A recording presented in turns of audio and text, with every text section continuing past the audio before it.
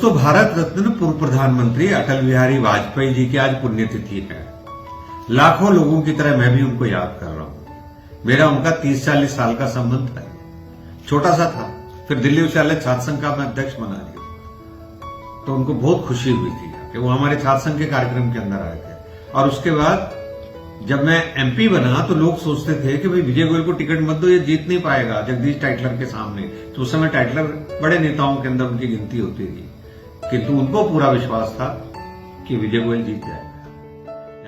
मेरा कोई ऐसा चुनाव नहीं हुआ जिसमें वो नहीं आए होंगे। एक बार मैं उनके साथ यात्रा कर रहा था, जब मैं प्रधानमंत्री कार्यालय में मंत्री था, उनके विमान के अंदर, तो मैंने उनसे दिलचस्प चीजें पूछे। मैंने उनसे कहा सबसे ज्यादा आपको इंस्पायर्ड कौन करता है? उन्होंने कहा गुरु गोलवलकर ही करते हैं। पंडित दीनदयाल उपाध्याय का उन्होंने नाम लिया, भाऊराव देवरस का उन्होंने नाम लिया। मैंने कहा आपको सबसे ज्यादा कौन सा याद है? कहेंगे जब मैंने गलती करी थी और मेरे को 5वीं क्लास के अंदर चांटा पड़ा। अपने पिता से भी वो बहुत प्रभावित रहे थे। फिर मैंने उनसे पूछा कवियों में कौन अच्छा लगता है आपको? उन्होंने कवियों के अंदर नाम लिया, हरिवंश राय बच्चन का लिया और निराला का नाम लिया, और फैज अहमद फैज की शायरी भी उनको बड़ा अच्छी लगती थी। अब मैं उनसे और खुल रहा था तो मैंने उनसे पूछा भाई फिल्मों के अंदर कौन से स्टार्स आपको अच्छे लगते हैं? वो चौंके और उन्होंने कहा संजीव कुमार, दिलीप कुमार, नूतन, राखी और सुचित्रा सेन उन्होंने बताया जाके। और मैंने कहा आपके प्रिय गाने कौन से हैं? तो उनका गाना प्रिय था सुन मेरे बंधु रे और एक ओ माझी रे। ये उन्होंने 2 गाने अपने बताए जी। उनको कविताओं से बड़ा प्यार था जाता है, इसलिए वो कवि सम्मेलन में मुझे बता रहे थे कि हम तो टांगे के अंदर अडवाणी जी के साथ कई बार कवि सम्मेलन के अंदर चले जाया करते थे जी। फिर मैंने उनसे पूछा कि आपको सबसे अच्छा अपना सुखद क्षण कब लगा? उन्होंने कहा जब मैंने यूएन में हिंदी में भाषण दिया तब मुझे वो बहुत ही अच्छा लगा। ऐसे बहुत सारे प्रश्न किए। खाने में क्या अच्छा लगता है? तो कहते हैं खिचड़ी लगता है, मालपुआ लगता है और पराठे लगते हैं जाते हैं। और क्या अच्छा लगता है? भाई धोती कुर्ता पहनना अच्छा लगता है, पर कभी कभी चूड़ीदार और अचकन भी मैं पहनता हूँ यहाँ पे। इस तरीके से लगातार उनसे बातचीत चल रही थी। मैंने कहा अटल जी ये बताओ मिस क्या करते हो?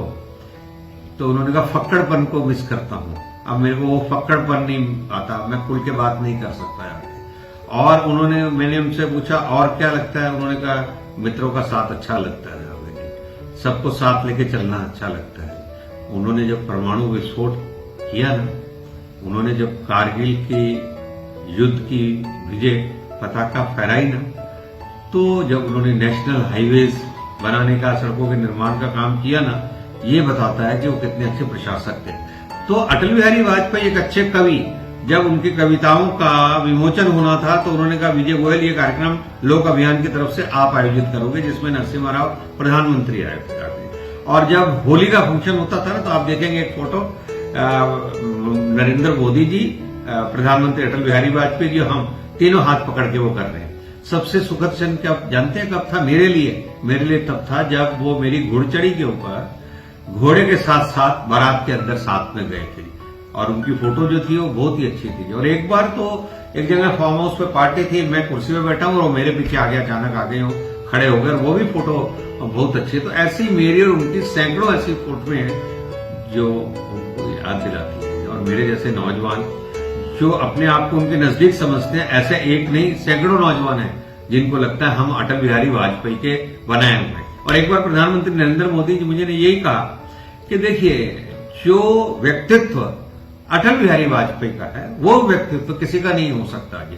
तो वाजपेयी वो थे जो सबको साथ लेकर चलते थे, और वाजपेयी वो थे जिन्होंने हमारे जैसे नौजवानों को खड़ा किया और बहुत प्रेरणा दी जाके। वाजपेयी जी की याद आती है, इसलिए हर 25 दिसंबर को हम कभी भी वाजपेयी जी के जन्मदिन पर भजन संध्या करना नहीं भूलते।